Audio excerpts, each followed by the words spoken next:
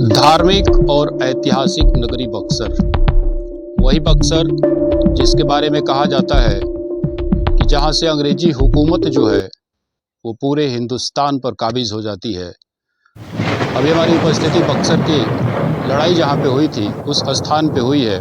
उस स्थान के बारे में हम आपको समझाने की कोशिश करेंगे कि आखिर इसकी लड़ाई की शुरुआत कैसे हुई और आज जब ये ऐतिहासिक धरोहर हमारी उपस्थित है तो इस धरोहर की स्थिति क्या है, किस परिस्थिति में रखा गया है।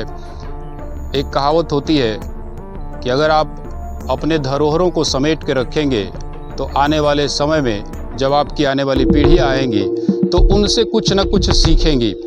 हमारी उपस्थिति अभी हुई है, आप देख सकते हैं यहाँ पे कि बक्सर की लड़ाई का ये जो विजय स्मारक यहाँ पे लगा हुआ है और इस युद्ध की शुरुआत जो है वो 1764 में होती है मुनरो के नेतृत्व में।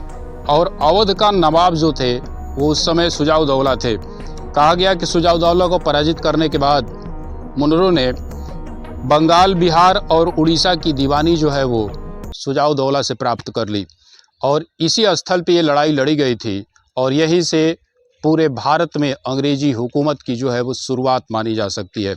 अभी हम इस जगह को दिखाएंगे और इस जगह के बारे में आपको दिखाने की कोशिश करेंगे कि यहाँ की परिस्थितियाँ कैसी है, किन परिस्थितियों में यह एक हमारा ऐतिहासिक स्थल जो है जो हमको याद दिलाता है कि अंग्रेज कैसे आए भारत में और भारत में आने के बाद उन्होंने यहाँ पे अंग्रेजी हुकूमत की नींव कैसे डाली। उस जगह को हम आपको दिखाएंगे और वो जगह अपनी दुर्दशा पे आंसू बहा रहा है। उस जगह की परिस्थितियों को आपको हम दिखाएंगे। पर्यटन विभाग, बिहार सरकार इसको चेते और देखे कि ये जगह जो है वो आने वाली पीढ़ी के लिए एक ऐतिहासिक जगह हो सकती है।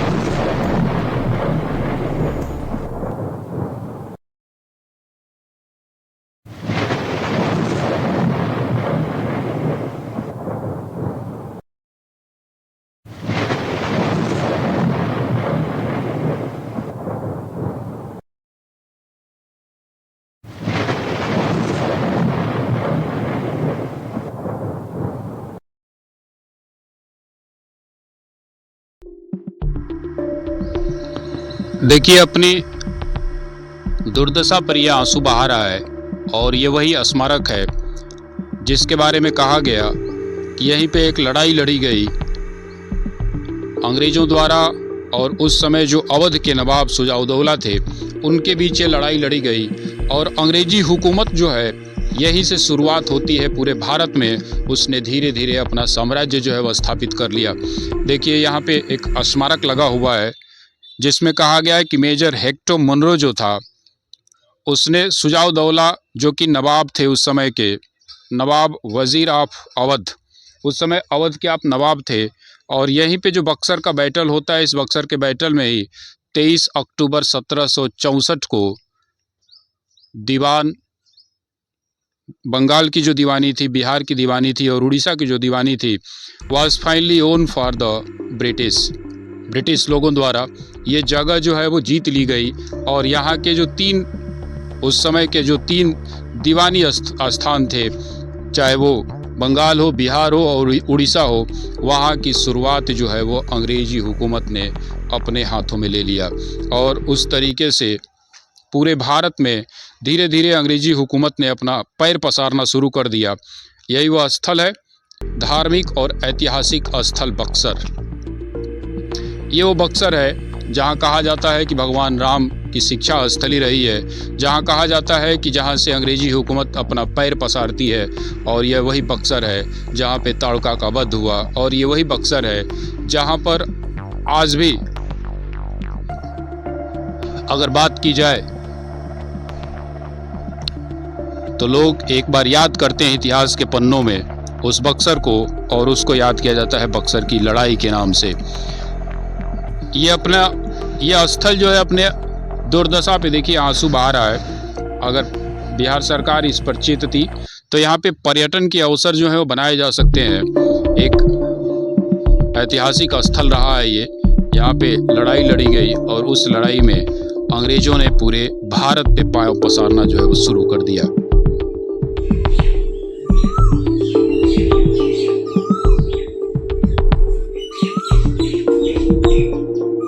इतिहास के पन्नों पर अगर हम नज़र डालें तो सबसे पहली बात जो है वो सामने आती है कि बक्सर के युद्ध में अवध के नवाब, मीर कासिम और मुगल साम्राज्य, इन तीनों की संयुक्त सेनाएं थीं और इन तीनों की संयुक्त सेनाओं में हजारों की संख्या में लोग थे। लेकिन अंग्रेजी सेना जो थी वो लगभग 7,000 के करीब थी और सम्मिलित सेना जो थी नवाब की उसमें लगभग 50,000 सैनिक थे।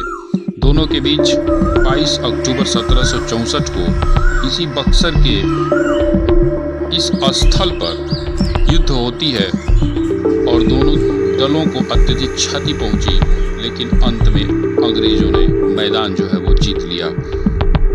अंग्रेजों के 847 सैनिक जो है घायल हुए या मारे गए, जैसा कि इतिहास के पन्नों में लिखा हुआ है, जबकि दूसरी ओर लगभग 2000 सिपाही या तो घायल हुए या मारे गए उन संयुक्त सेनाओं की।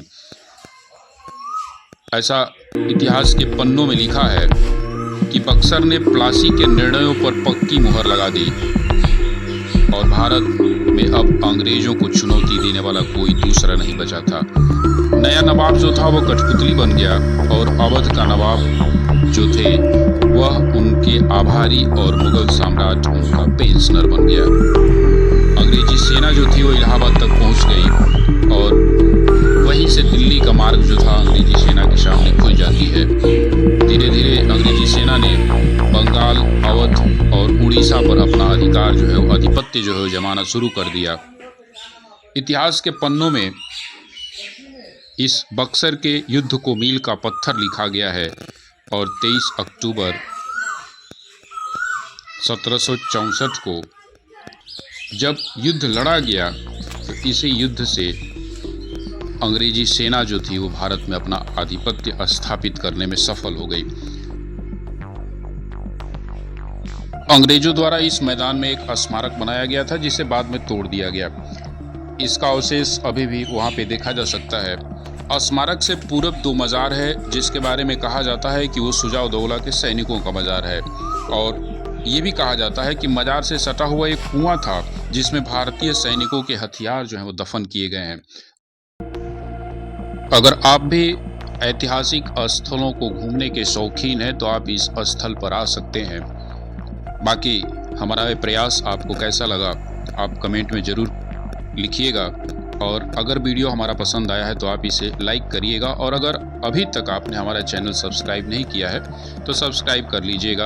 अगला प्रयास हमारा होगा कि किसी और ऐसे ही ऐतिहासिक स्थल के आपको हम भ्रमण कराएं।